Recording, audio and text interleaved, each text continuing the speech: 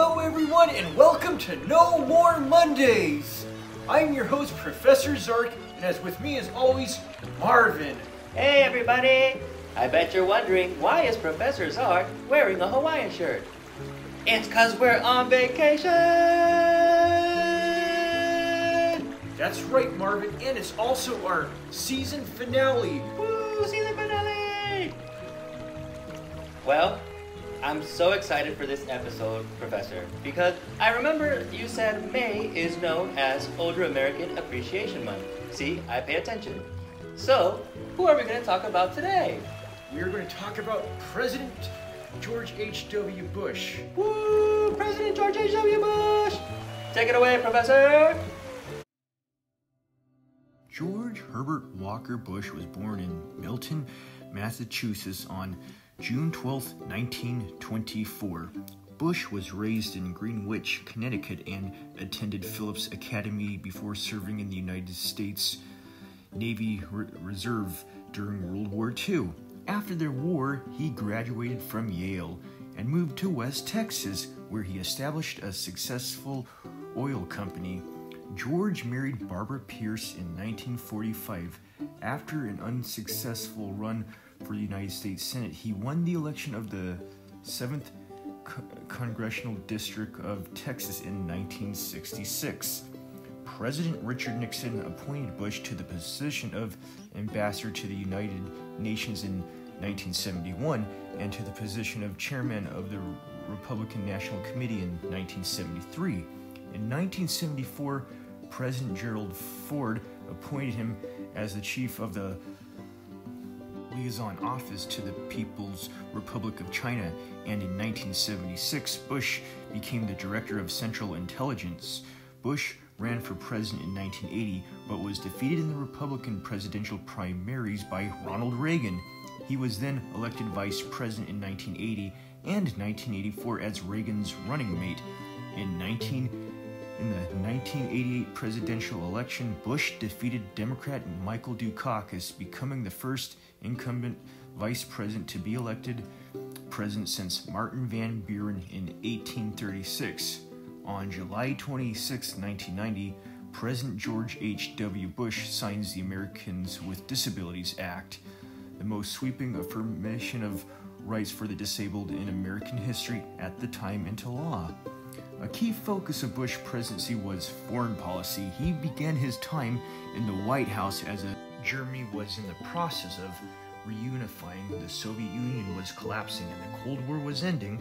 Bush would be credited with helping to improve U.S.-Soviet relations. He met with Soviet leader Mikhail Gorbachev, and in July 1991, the two men signed the Strategic Arms Reduction Treaty.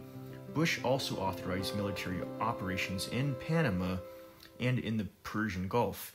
In December 1989, the United States invaded Panama, overthrew the nation's corrupt dictator, Manuel Noriega, who was threatening the security of Americans who lived there and trafficking drugs to the United States.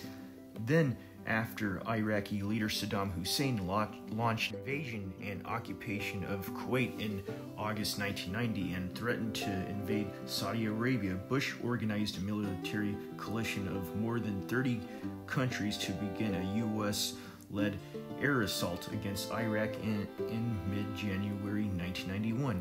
After 5 weeks of the air offense and 100 hours of ground offensive, Operation Desert Storm ended in late February with Iraq's defeat and Kuwait's liberation. While Bush gained support among the American public for his foreign policy initiatives, his popularity at home was marred by an economic recession after promising no new taxes in his presidential campaign. He upset some by raising tax revenues in an effort to deal with a rising budget deficit. In 1992, Bush lost his bid for re-election to then Governor Bill Clinton of Arkansas. George H.W. Bush died in Houston, Texas on November 30th, 2018 at the age of 94. He was the longest-lived president in the U.S. history. Wow, Professor, that was really interesting. But what made you decide to choose George H.W. Bush for this season finale episode? Well, because it's also like appreciation for Older Americans Month, and today is Memorial Day, and I knew he was in the Air Force. Oh. And, of course, he had good foreign policy, so I figured this would be appropriate Oh. for Memorial Day. You know, that brings up another question, Professor. What's Memorial Day? Oh, I don't have time to explain. I just want to get back to my vacation and relax. Come on, Professor. I want to know what Memorial Day is. Not gonna do it.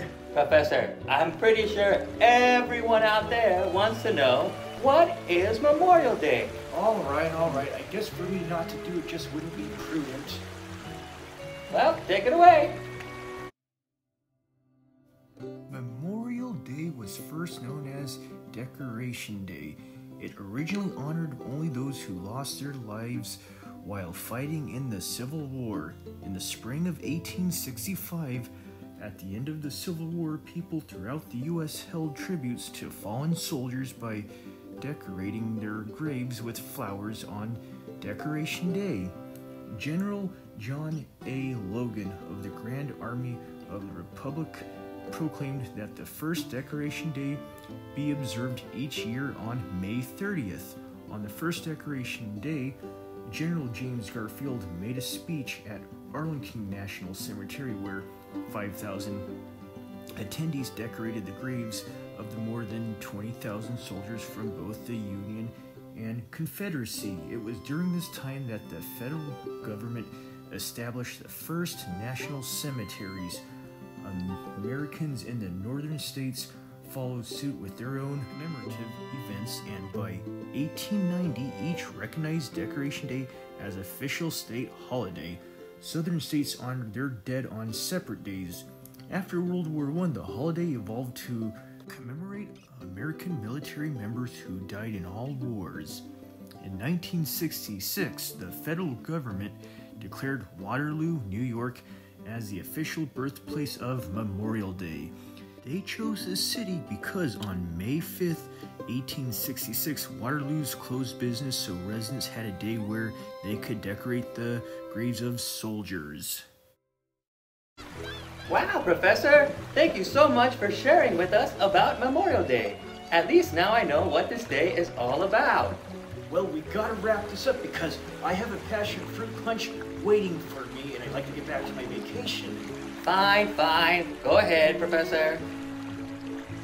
And thank you all for joining us for this season finale of No More Mondays. See you next time. Happy Memorial Day!